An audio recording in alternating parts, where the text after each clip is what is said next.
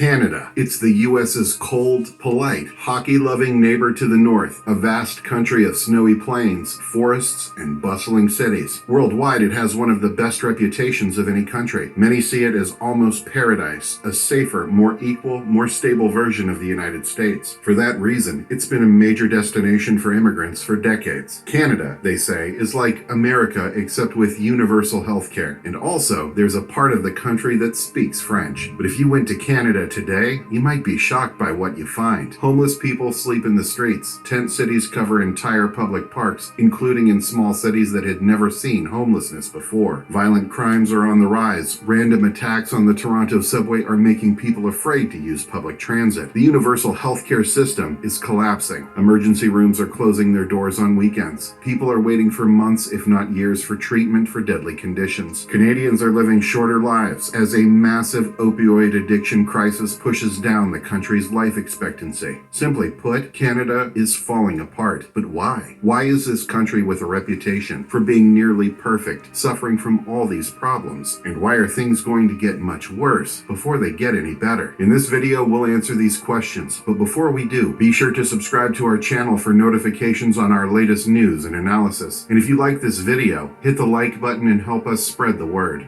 Canada is a massive country. It's the second largest sovereign state in the world by land area, but it has a relatively small population. With 40 million people, it has slightly more people than California. A Canadian Prime Minister from the 1930s, William Lyon Mackenzie King, once said, "Some countries have too much history. Canada has too much geography." But that geography has always been the heart of Canada's economy. Ever since the region was colonized first by the French and then the British, Canada has had a resource economy. First it was fur, then logging and fishing, and in the 20th century, Canada became a major exporter of oil and hydroelectricity. The oil fields of Alberta and the massive hydro dams of Quebec were the lifeblood of the economy. To be sure, Canada had other industries too. There were factories in the cities, and financial institutions and ad agencies and all the rest. But the core of it all had always been resources. Importantly, Canada has always lived in the giant economic shadow of the United States. Many factories were branch plants of U.S. firms like Ford and General Motors, Heinz and Kraft and Campbell's Soup. But today, something has gone terribly wrong with Canada's economy. Canadians are getting poorer, both relative to other countries and in absolute terms. A recent OECD forecast predicted that over the next 30 years, Canada will have the slowest growing economy among the OECD countries. A generation ago, Canada was near the top of the pack among the world's wealthy countries. A generation from now, it's expected Canada will have fallen to near the bottom among wealthy countries. At the core of the problem is productivity. Canada isn't growing. Economists will tell you that productivity is the key thing that drives wealth in an economy. Productivity is a measure of how much output an economy creates per worker. The more output each worker produces, the more wealth there is in the country. Canada's productivity has stagnated. A generation ago, Canadians were as productive as Americans. Today, the average American worker is nearly 40% more productive than the average Canadian worker. The result is that Canadians earn less than Americans. The average salary in the U.S. is around $57,000 US, while in Canada, it's less than $44,000 US.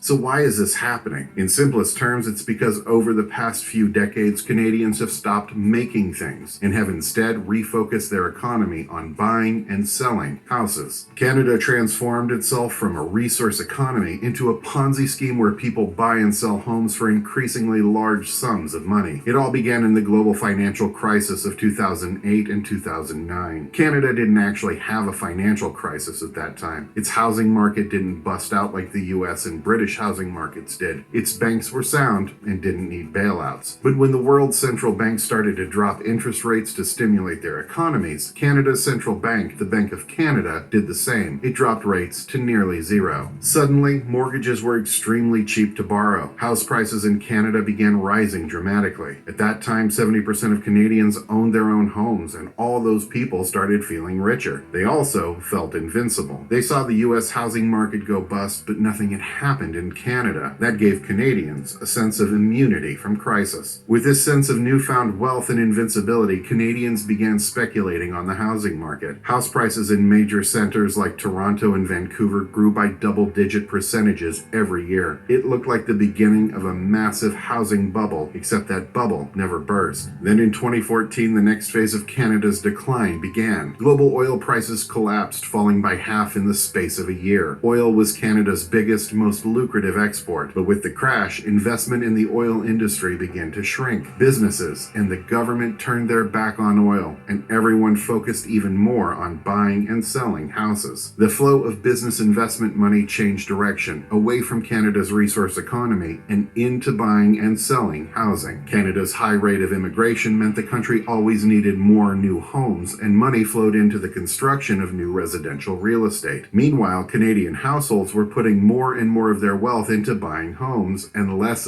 into stock markets and all other investments. The money needed to invest in new businesses began to dry up, even as billions and billions of dollars flowed into the construction and purchase of houses and condos. And that trend never stopped. Recently, the amount of capital flowing into residential real estate in Canada has started to exceed the capital going into business investment. That's right, Canadian households and businesses now put more money into housing than they do into everything else combined.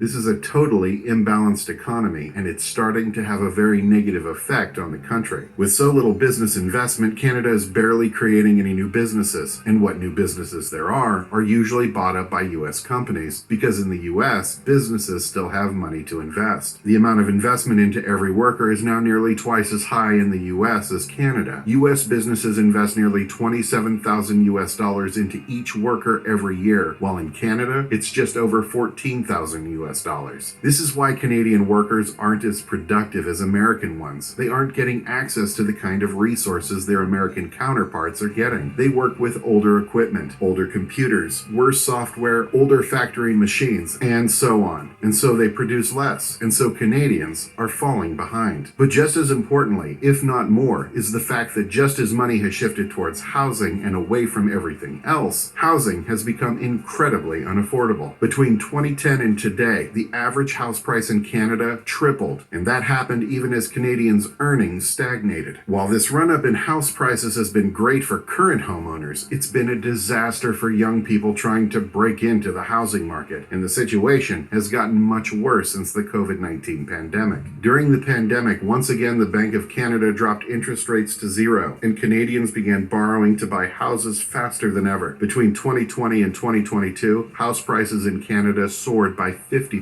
Then inflation came along, like it did in many other countries, and the Bank of Canada did what other central banks around the world did. It started raising interest rates. This has had a nasty effect on Canada's housing market. Unlike in the US, where you can get a mortgage for 30 years with a fixed interest rate, in Canada, mortgages last 5 years and then have to be renewed at a new interest rate. You can also choose between a fixed rate for that 5 years or a variable rate that goes up and down with interest rates in the economy. During the pandemic, variable rate mortgages had lower interest rates than fixed rate mortgages. With house prices so high, many buyers chose the variable rate. About a third of Canadians have variable rate mortgages, where the interest cost can go up and down every month. When the Bank of Canada started raising rates, 1/3 of Canadian mortgages instantly started to get more expensive. Plus, the remaining fixed rate mortgages all come due within 5 years, meaning even people with fixed rate mortgages are now being forced to refinance with much higher interest rates. This put the squeeze on Canadian consumers. Many began to panic. But Canada's banks, wanting to avoid a US-style housing bust, came up with a novel solution. They started increasing the amortization length of mortgages, that is, the amount of time it takes to pay off a mortgage. This lowered mortgage payers' monthly payments, but it also extended the length of those mortgages by a lot. Because the amount of money being borrowed is so high, many Canadians now have mortgages that will take 70, 80, or even 90 years to pay off. This is not a joke. This is what Canadians are facing today. The dream of owning a home has become the nightmare of nearly permanent debt slavery, and all it took was a hike in interest rates. Meanwhile, for first-time buyers, the price of housing combined with high interest rates has made it impossible to buy a home. People are still buying homes, but those buyers are existing homeowners who can leverage the wealth in their current homes to buy investment properties, or their corporations Canadians buying homes out from under families. A recent analysis found that at current house prices and interest rates, only 10% of Canadians could actually afford to buy a house in today's market.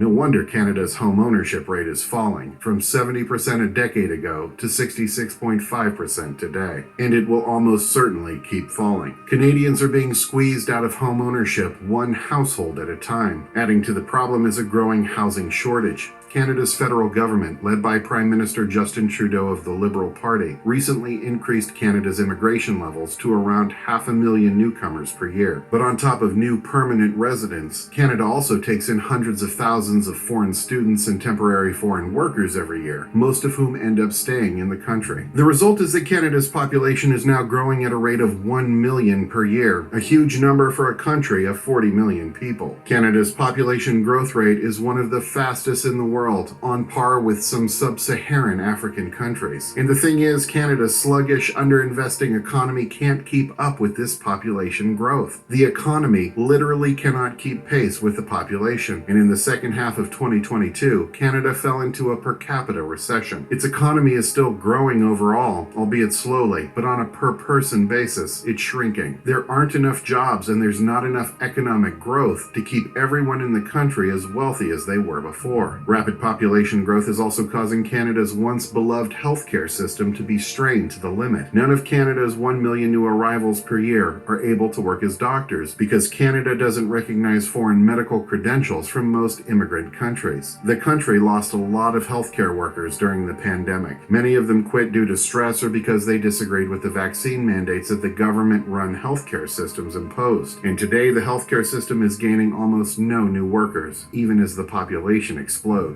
Equally bad is that Canada doesn't have the construction workers to increase the housing supply to keep up with the population growth. Canada is able to build about 200,000 new homes per year, maybe 240,000 if construction companies go all out, but that's nowhere near enough to house 1 million new residents per year. And economists say there aren't enough construction workers to build more than that. A recent report from Canada's mortgage insurer estimated that the country needs to build 5.8 million new homes in the next 7 years. It's on track to build around 2 million.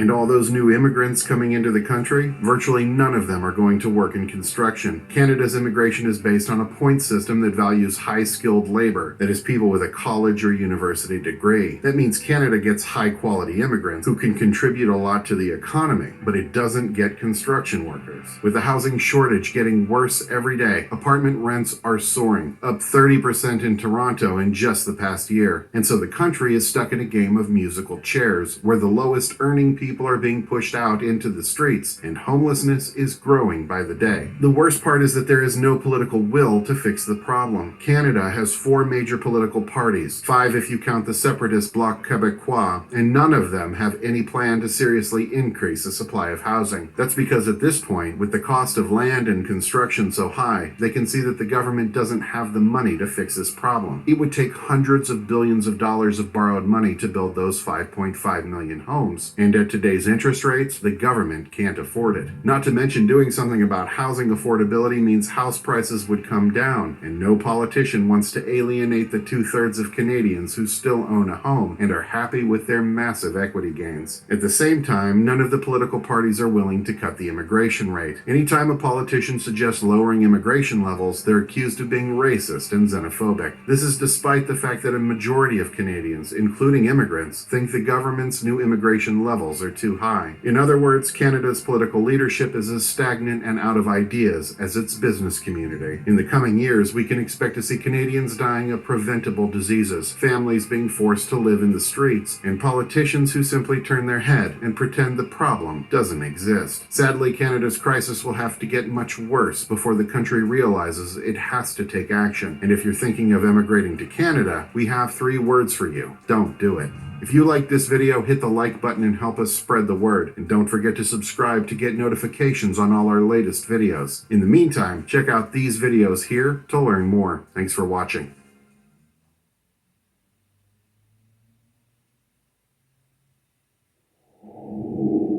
You may have heard a certain politician say Canada is broken. Broken because of high inflation and the rising cost of living, making life unaffordable for so many Canadians. Now, the man who's been hammering the federal government on the recent record is the leader of the Conservative Party of Canada, Pierre Poilievre. And Mr. Poilievre joins us now from Edmonton.